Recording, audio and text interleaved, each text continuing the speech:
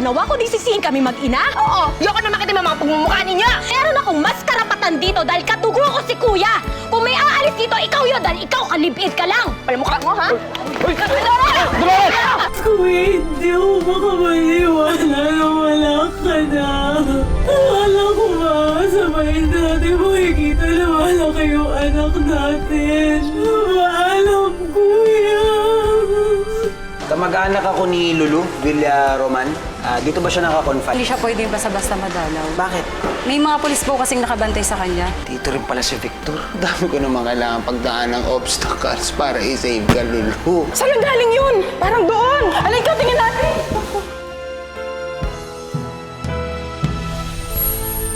Unti-unti mo hakbang ang paa mo, Victor.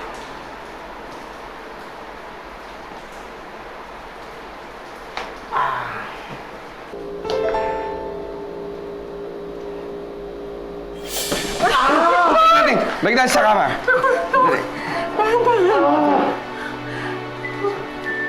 Gana lang natin.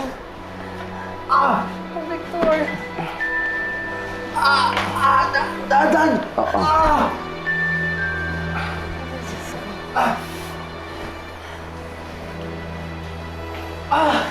Dok, ano po nangyari? Akala ko ba simple fracture lang ito? Eh, bakit hindi siya makalakad? Iba-iba ang recuperation time ng mga pasyente.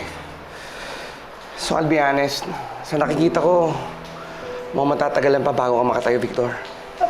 Gaano katagal, Dok? 2 weeks to a month. Ibig sabihin, matagal pa bago ako makalakad. Kasalanan ito ni Lulu.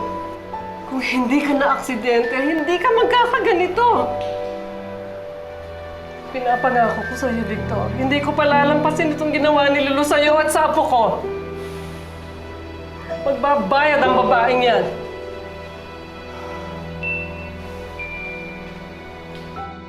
My Magnificence, please send me someone who could help me get out of this room. Ayoko na.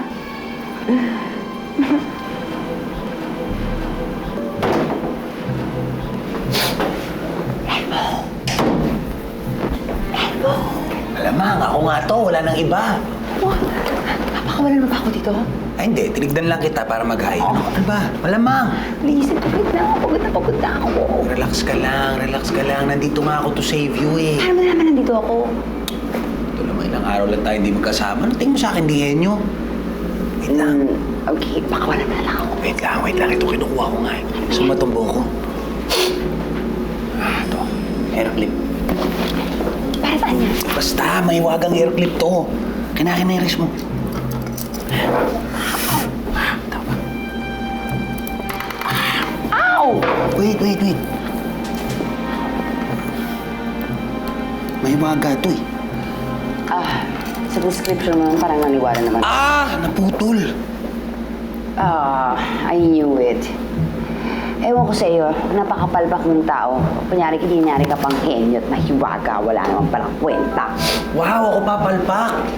Eh bakit ka kaya nandito? Shh. Iba naman to, no? Tsaka huwag kang mag-alala, ilang araw lang makakalabas na ako dito. May pinaplano ako. Ano naman plano yan?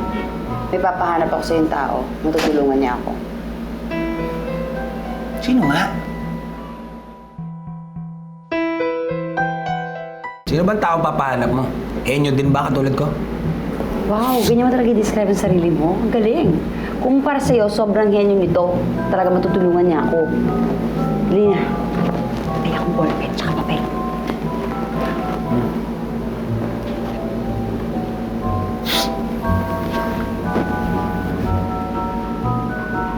Hanapin mo siya sa lalong madaling panahon. Yan. Sino naman naman? Uy, Sino naman to? magtabo kami parating. Ouch! Nurse, puti dumating ka. Si kanina, tinatry abutin yung... Oh, so sorry. But I just wanted my... Nurse, are you okay?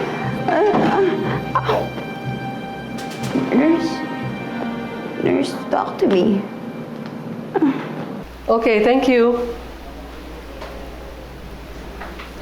Victor, May irerekomenda ni Sisi ng isang magaling na therapist. Reasonable lang daw ang fees niya.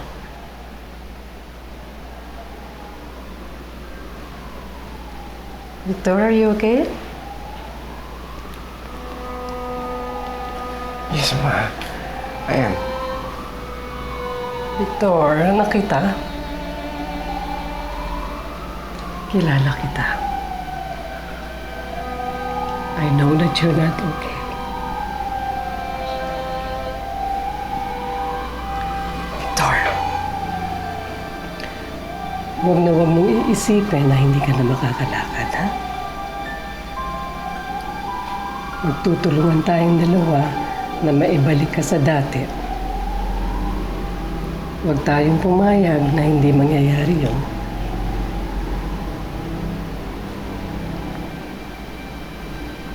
Aminin ka, Mama. Minsan pinanghihinaan na ako ng loob. Minsan parang ayoko na lumaban. Pero pag naririnig ko kayong lumalaban, malakas ang loob ko. Sobra-sobra ako nagpapasalamat sa inyo. Dahil hindi niyo ako iniwan.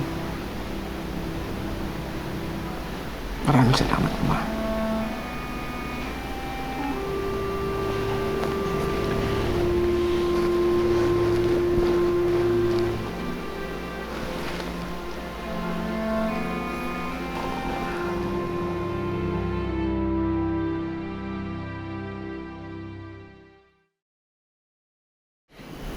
$2,200? Ito lang. Diyos me, kahit isang linggo, hindi naman naaabot ang panggastos natin. Kasi naman, gumagawa na nga ako ng paraan, pinatigil mo pa yung saklaan tsaka videoke, Dolores. Flora, pag-uusapan ba na naman ba natin to? Di ba napag-usapan na natin to? Hayaan niyo po, Chang. Tutulong naman po kami ni na Tumtum para makaraos po tayo sa mga gastusin dito.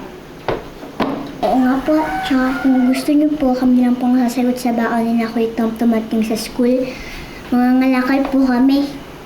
Kaya paano yung tuition fee nila? Yung gastusin sa mga projects nila. Mga nakakalimutan nyo, ilang buwan pumapasok yung dalawa. di titigil na lang po kami sa pag-aaral. Ako rin po. Mabuti pa nga, karirin nyo na lang yung pagtatrabaho ninyo para makatulong kayo sa gastusin. Hindi. Hindi kayo titigil sa pag-aaral. Sigurado ako na hindi to gusto ni Kuya Cardo kung buhay siya. Dolores, oo, patay na si Cardo. At kahit maglupasay ka dun sa kabaong niya, wala na siya magagawa. Eh, anong mangyayari sa kanila kung hindi sila mag-aaral? Ayaw ko naman na pagtanda nila magiging katulad natin. Hindi, mag-aaral kayo. Kahit mahirapan ako sa pagtatrabaho, basta maitaguyod ko kayo sa pag-aaral nyo. Sige, magyabang ka. Tingnan natin hanggang sa mukaya. Narinig niyo yan, ha? Narinig niyo? Ang Chang Dolores yun daw sasagot sa pag-aaral ninyo. Huwag ka lalapit sa akin balang araw at sabihin mo nahihirapan ka.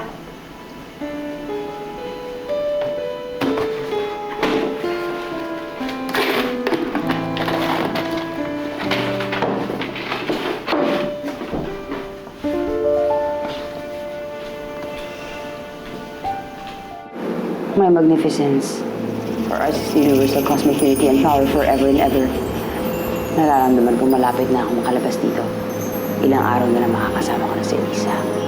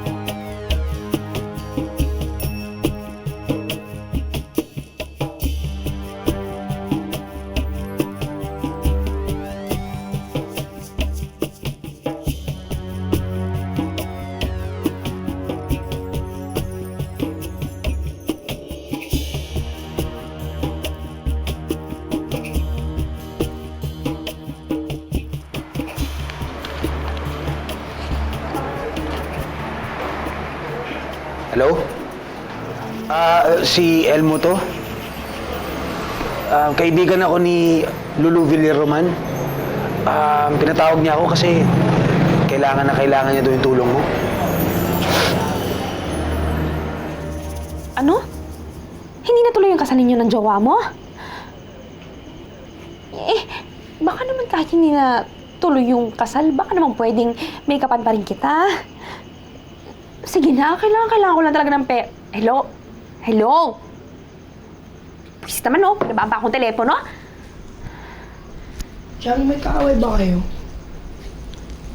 Wala. May racket lang na nag-cancel. Yun na nga lang inaasahan kong pagkuha na ng pera. Wala pa. Chang, naniniwala ako makakaraos din tayo.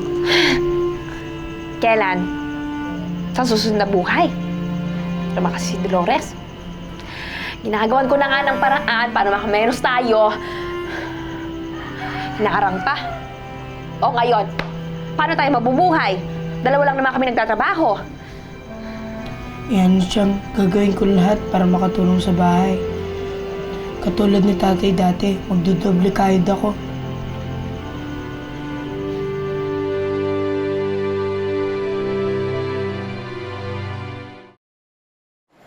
Oh, Flora! Anong ginagawa mo dito? Manghiram sana ako ng pera. 2,000 lang kasi nakubra namin sa lamay ni Cardo. Ang dami-daming gasto sa bahay. Ito. Oh, sige na.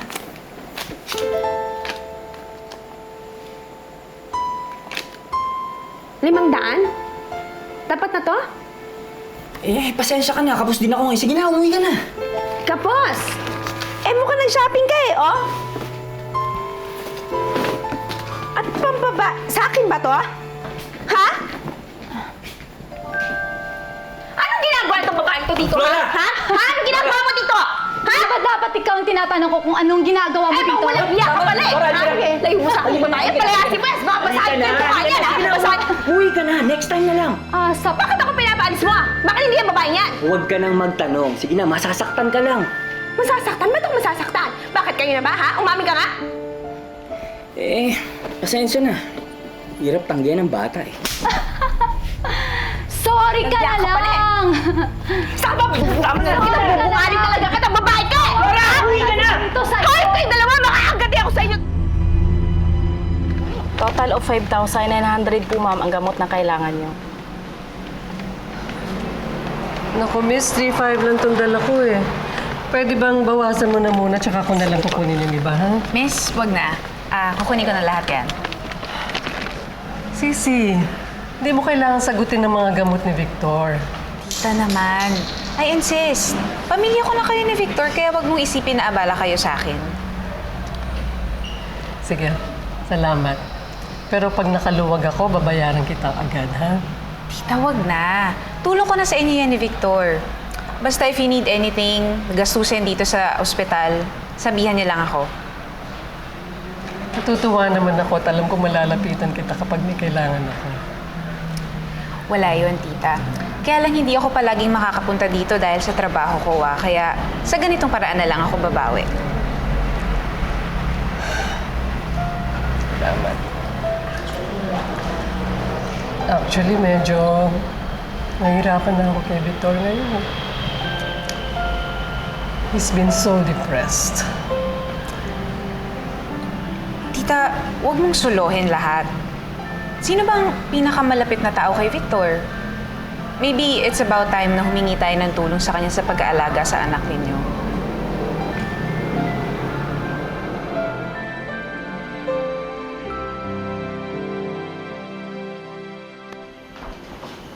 Oh, Chang. Bakit tumanggap na naman po kayo ng labada niyo? Kulang kasi yung pera sa pagtitinda ng turon lang. Bakit naman po yung katawan niyo sumuko sa hirap niyan? Josie, nangako ako na sasaluhin ko yung gastusin ni Kuya. Kaya gagawin ko ang lahat. Susumikap ako para matupad ko yon.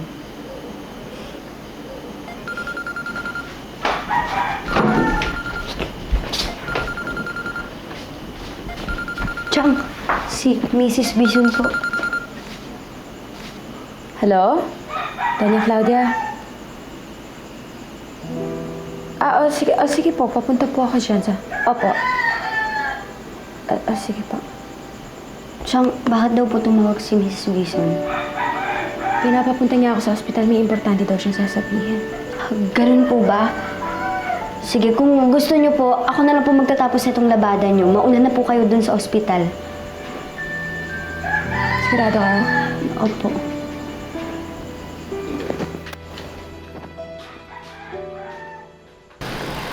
Buti na lang nakinig pa rin ako kay inay.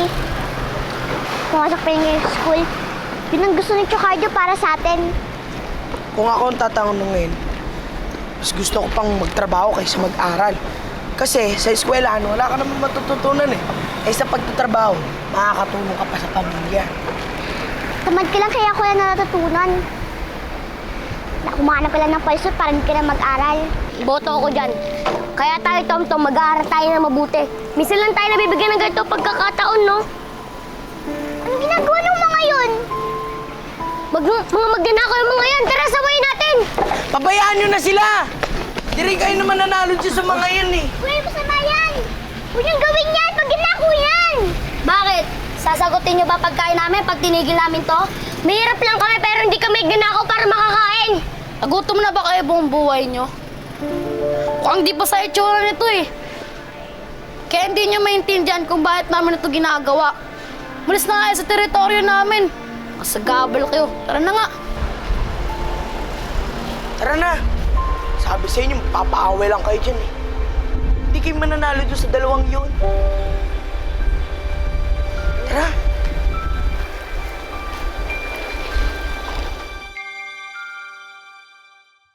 Mali. 5.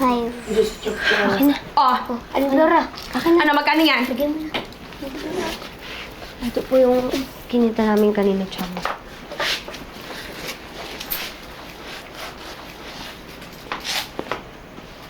Ito lang? Maliit to eh. Doble niyo ito bukas, ha? Ang dami na po namin inikutan ni Nadine kanina eh. Panigurado po, ganyan din po yung kikitain namin bukas. Kulang nga ito.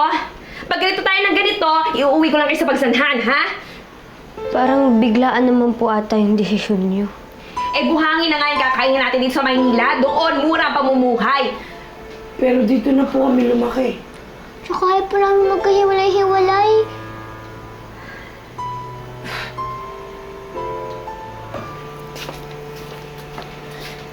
Makakaraos naman po tayo dito, Aling Flora eh. Di ba nga kung sabi ni Aling Dolores tutulong siya sa atin? Okay, nasan siya? Nandito ba siya? Di ba wala? Nandun siya sa mga guwison. Prioridad niya si Victor at saka yung Elisa na yan. Hindi niya kayo uunahin. Hindi niya tayo tutulungan.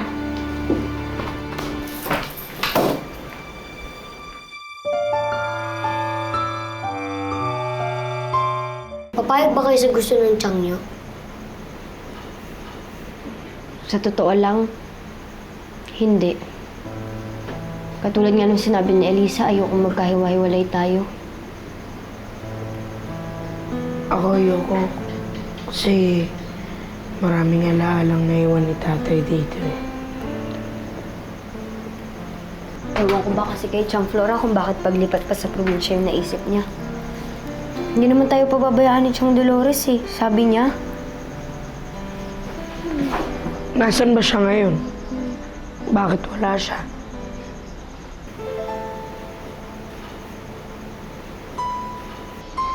Tay, magpagaling po kayo ah. Gusto ko po paglabas na ng ospital. Nakakalakad na po kayo. Love po, Tay. Elisa! Po. Nasa nanay mo? Mamaya pa raw po uuwi. Galing, no? Sa papakinabangan siya dun sa mga gwison. Hindi naman po. Dinadamayan niya lang po si Tay kasi hindi pa po siya magaling. Kasi nga doon may mapapala siya, kaya doon siya kumakapit. Kasi mapera sila eh, di ba? Hindi na po ngayon. Chos. Oh, nasaan yung pinagmamalaki mong tiyahin mo?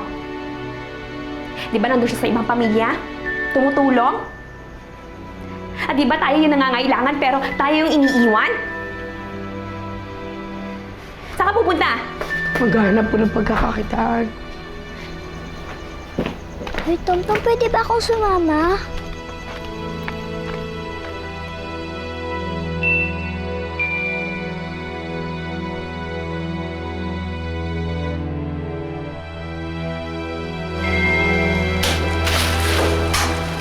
Oh, Dolores, nandito ka na pala. Magandang gabi po. Victor, kamusta nalagay mo? Eto. Halos di ko pa rin magalaw yung binti ko. Pero sabi sa akin ng doktor, 2 to 4 weeks makakalakad na rin daw ako. Kamusta si Lisa? Medyo mabuti na siya. Medyo nag-a-adjust lang talaga siya sa pagkamatay ni Kuya. Bala ko nga papuntahin siya dito para naman magkita kayo. Dolores, wag na. Ayoko na makita yung nilagantong kalagayan ko.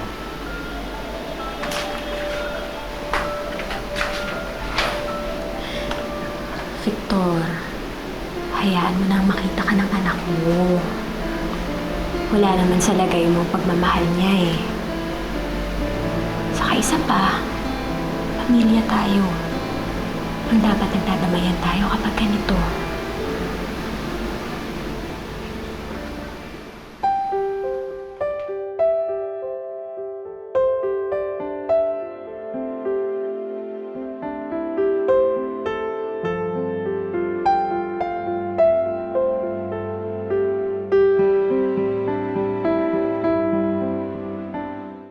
Hoy, ito oh.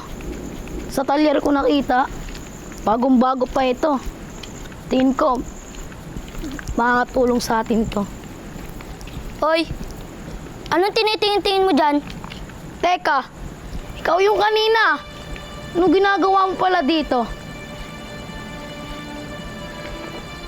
Hindi totoo yung sinabi nyo kanina na hindi ko naintindihan kung bakit kayo nagnanakaw.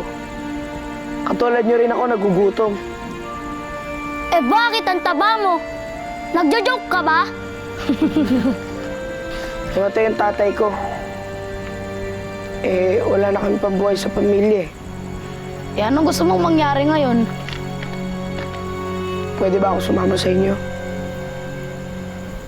Kailangan ko lang kumita eh.